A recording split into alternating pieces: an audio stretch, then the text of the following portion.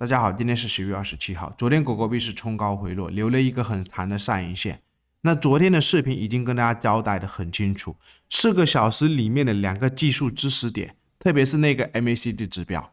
你不要在它正压嘴的情况下，柱状再放10根的时候，高档位置去追，有可能日线级别它不一定就是会收在这一个矩形的上沿，不一定会是一个有效的突破。那现在一根上影线，感觉就是一个奔走型整理啊，或者是今天再来跟大家聊一下，为什么市场有利好的情况下，包括前2-3天也是有看到一则消息，俄罗斯那边有可能会推出他们国家的加密货币交易所。那这个到底是什么情况？为什么迟迟不推出来？等下来跟大家聊，包括狗狗币目前的整个日线，或者是4个小时里面的一些技术形态，以及比特币4个小时跟目前日线的一些技术指标形态，他们为什么还是迟迟不涨？缺哪一些条件啊？复盘之前可以点我们的 YouTube， 也可以我们邀请链接注册 ，BROK 返用20%，或者新的邮箱注册 OK 跟 Bybit， 可以不用认证啊。我们先来看一下这个狗狗币，昨天已经讲得很清楚了，就是4个小时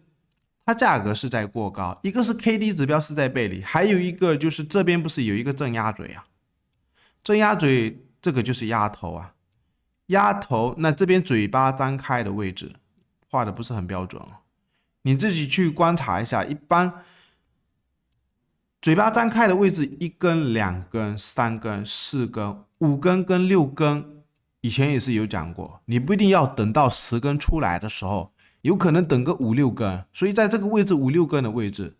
它已经高点就是差不多了。所以昨天也是跟大家讲，日线不一定会收在这个矩形的上沿。现在感觉就是一个奔走型整理啊，所以短期这个位置还是一样，就是这个矩形到底能不能过，主要是时间还没有到位，它有可能还是会震荡。之前不是在这个位置的时候跟大家预期至少也要2个月到3个月嘛，那现在时间几天了？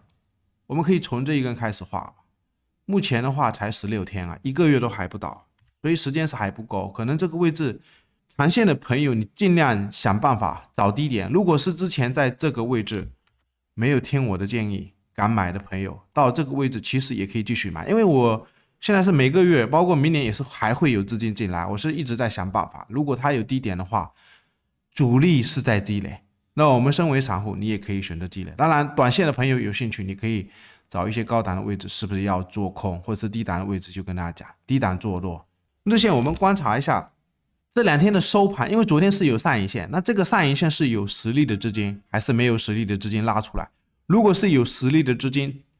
必须要一直在这个影线里面来波动，不能压回。那现在日线要担心的一点，既然比特币它还是在整理，狗狗币跟比特币之间会不会做一个风格转换？你要去留意一下，因为这一次狗狗币的日线，它的 MACD 指标是一直没有见差。没有金叉，你要防一点，它如果是再压回呢，这边会不会走一个日线级别的一个倒压嘴，就是前面这边是一个压头。因为之前比特币是有跟大家讲，比特币日线是没有一个压嘴，但是狗狗币一直不金叉，我们要防一点，就是这边如果是一个压头，这是一个压头，它嘴巴不要张开，这一次必须要赶快给我金叉。所以目前的走势就是短线上你要去留意，它价格不能重心往下，往下的话就怕这个位置金叉不成，来了一个倒压嘴，有可能会不会重新回到这个下沿。然后我们来看一下这个比特币啊，比特币短期的图形它其实还是在震荡，为什么不涨？也是因为积累可能还不够。我们可以观察一下20的成本，昨天是有聊到减掉这一根，那今天开始去掉这一根。明天开始去掉这个，后天的话这一根去掉，马上在周3左右可能将来到这个低位去。现在的问题可能是整个主力之前在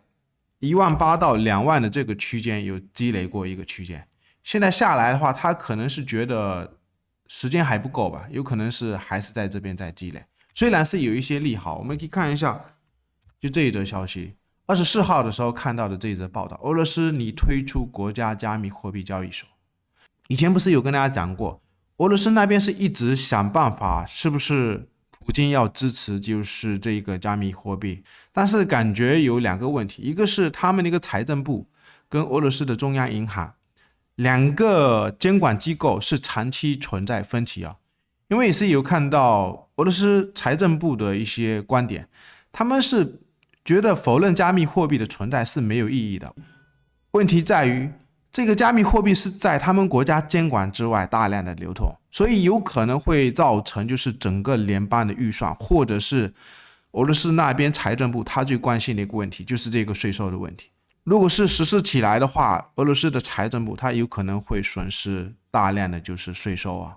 所以后续我们尽量就观察，现在是感觉好的一点，这一项的努力已经是得到了财政部跟俄罗斯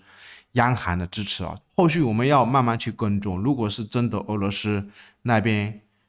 合法的这个加密货币，甚至是这一个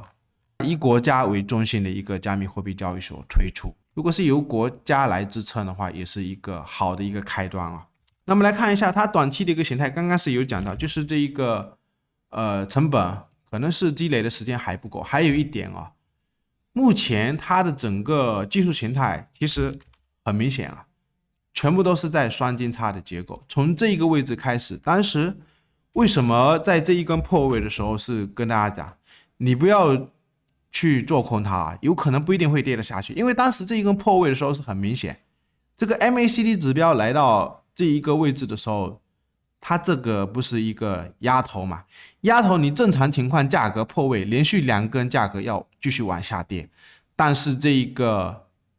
红柱你可以看一下，这边破位的时候是柱状没放出来，如果是从这个位置开始放，就是柱状红柱不断的放大，那有可能它就会形成这么丑的一个形态，就是一个倒鸭嘴，嘴巴要张开。所以在这个位置有做对的朋友，我的观点是，我手上也是有期货的单子啊，在做多的。反正我的观点是，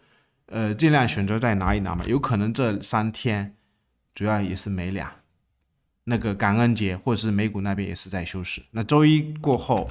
昨天已经跟大家讲，到底会不会往上去突破？4个小时我们要细心再分解一下。它其实4个小时的一个技术形态一样，这个举行整理破位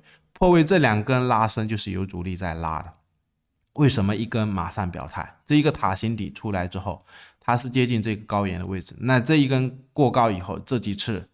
踩的一个支撑位一直在踩这个16300美金。那现在短线其实没过高是好事，因为如果过高的话，你可以观察一下指标是不是背离。所以这个位置指标并没有背离啊，并没有背离，然后配合这个 MACD 指标，它还在连轴上方，